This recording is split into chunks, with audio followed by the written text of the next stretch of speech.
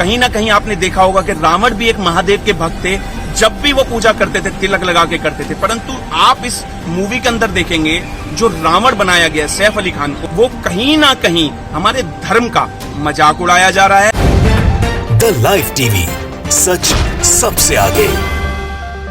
दोस्तों मैं बात हफीज हूं। अनभक्तों के नए नए कीर्तिमान स्थापित हो रहा है। अनभक्त इतना डूब चुके हैं हिंदू मुस्लिम नफरतों के अंदर कि सारी हदें हर रोज पार कर देते हैं। और ताजा उदाहरण है आदि पुरुष के विरोध के अंदर। कई ऐसे भाजपा की विचारधारा के समर्थक हैं जो हिंदू मुस्लिम नफरतों के अंदर अब रावण के भक्त बने बैठे हैं। रावण की तारीफें करते नहीं थक रहे हैं। वो रावण जो राक्षस था, वो रावण जिसने सीता मां का अपहरण किया था, वो रावण जिसने श्री रामचंद्र जी को हर तरह की परेशानी दी और जिसका वध श्री रामचंद्र जी ने किया था, वैसे रावण की भी अंधभक्ति में अनभक्त जो लॉबी है वो डूब गई है। सिर्फ मकसद यह है कि हिंदू मुस्लिम नफरतों में इतना डूब गए हैं कि भूल चुके हैं कि करना क्या है। जुबैर ने 2 स्क्रीनशॉट डाले हैं अमीश देवगन साहब के शो के, और ये लिखा है कि जो टेलीविजन न्यूज एंकर जो है न्यूज 18 पे वो ये कर रहे हैं जो उनको सबसे अच्छा करना आता है। पहला है आर पार रावण हनुमान का मुगल अवतार, दूसरा है सिनेमा का टारगेट सनातन। अब यहाँ पर सैफ अली खान केंद्र बिंदु है। सैफ अली खान का विरोध चल रहा है। क्या कहा है अनभक्तों ने रावण की तारीफों के अंदर, वो मैं आपको इस वीडियो में दिखाऊंगा उसका एक क्लिप। लेकिन पहले एक बात स्पष्ट समझ लीजिए कि पूरा गोदी मीडिया लगा हुआ है। अनभक्तों की ब्रेन वॉशिंग चल रही है, प्रदर्शन हो रहे हैं। मैं तो पहले कहता हूं किसी धर्म के आधार में मूवी बननी ही नहीं चाहिए जिससे किसी की भी धार्मिक भावनाएं ठेक कोई ठोस पहुंचे।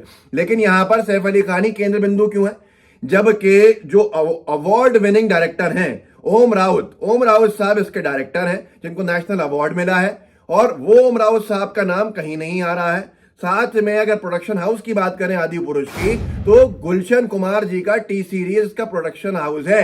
गुलशन कुमार जी से बड़ा तो कोई भी धार्मिक व्यक्ति बॉलीवुड में नहीं आया होगा।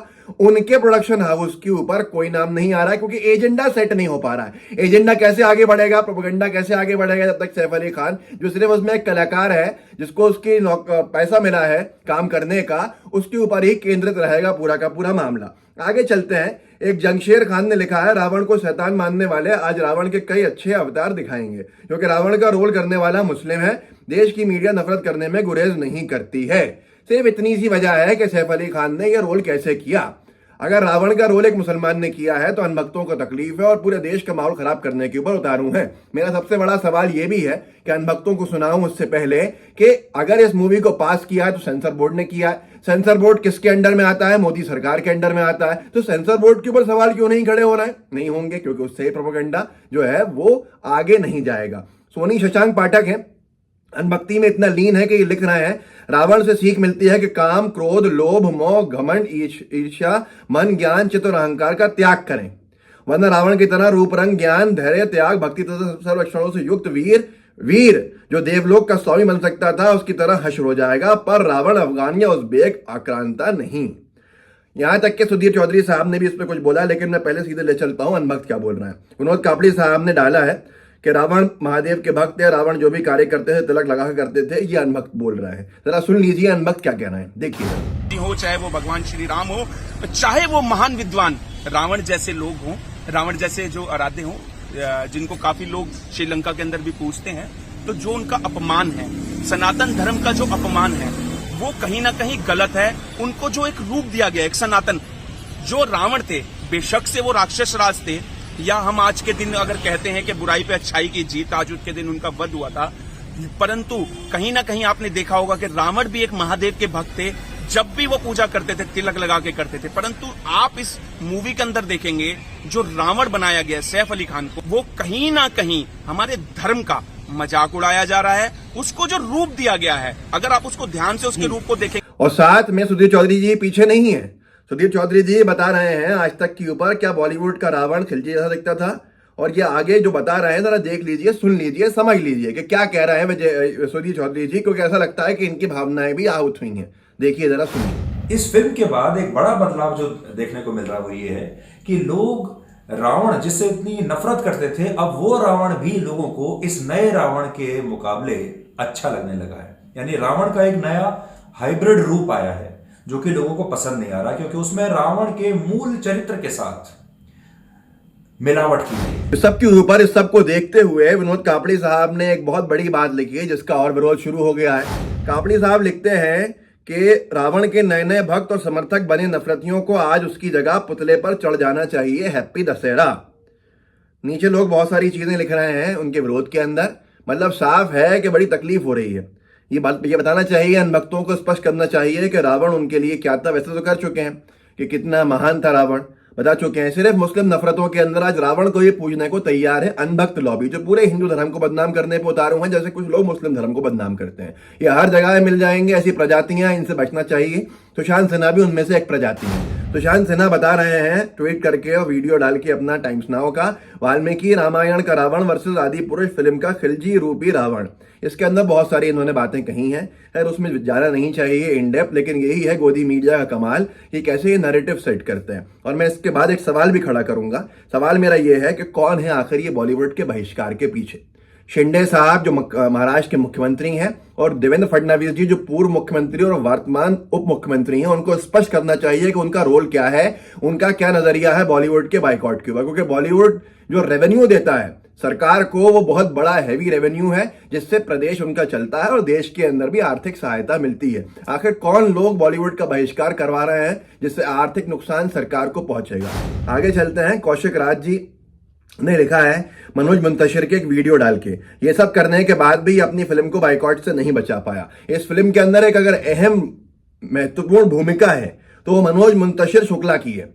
मनोज मुंतशिर वो अनभक्त है जो अभी यही बना था, जिसने सारी हदें नफरतों के अंदर पार कर दी थी, जिसने अनभक्तों को खुश करने के लिए भक्ति की सारी जो फर्जी भक्त जो बने हुए हैं उनकी सारी सीमाएं लांघ दी थी, सब कुछ किया, अनभक्तों का हीरो बना। लेकिन मनोज मुंतशिर इस वीडियो का, इस मूवी का हिस्सा है और इसने अपील भी करी कि हम सब राम भक्त हैं और ये मूवी जरूर देखिएगा। उसके बाद भी ये मूवी बॉयकॉट हुई। आज मनोज मुंतशिर पर कोई अनभक्त सवाल क्यों नहीं कर रहा है? ये बड़ा महत्वपूर्ण सवाल है।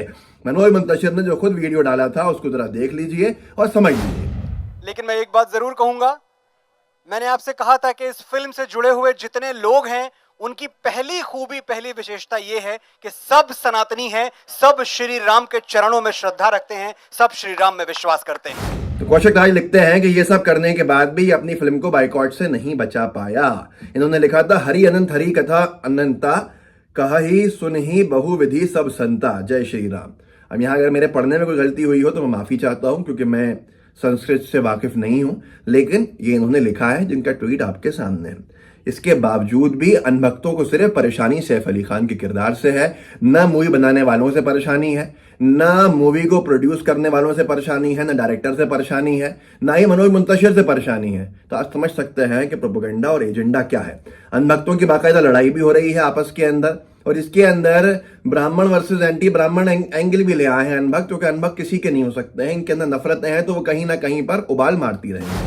शैलेंद्र द्विवेदी लिख रहे हैं तो आपको कहां से रावण कुकर्मी लगता है? किसी के बहन का कोई नाक काट दे वो बस तमाशा देखे कुकर्मी होता तो सीता को छोड़ता नहीं, ना अग्नि परीक्षा से बच पाती। रावण इतना ज्ञानी था कि भोलेनाथ को भी बाजू में रखता था। ठाकुर राजाओं ने दुनिया को मूर्ख बनाकर रावण को बुरा बना दिया। रावण संहिता पढ़ें, ये शैलेंद्र द्विवेदी जी पंडित जी कह रहा है। इन्होंने यहाँ पर जाति और सब चीजों को छेड़ दिया। ये अनभक्तों का अजीब मामला है, मुझे समझ में आता नहीं है। मैं बहुत ज्यादा टिप्पणी करने से बचता हूं क्योंकि मेरे हिंदू भाइयों के धर्म का मामला है, लेकिन खुद देखिए कि ये कर क्या रहे हैं। ललित मोदी ने उसके नीचे लिखा है आपने रावण संहिता नहीं पढ़ी है, पढ़ी होती तो इस विनोद कापड़ी के कुतर्क का जवाब ऐसे कुतर्क से नहीं देते। रावण बलात्कारी था, ये फैक्ट है।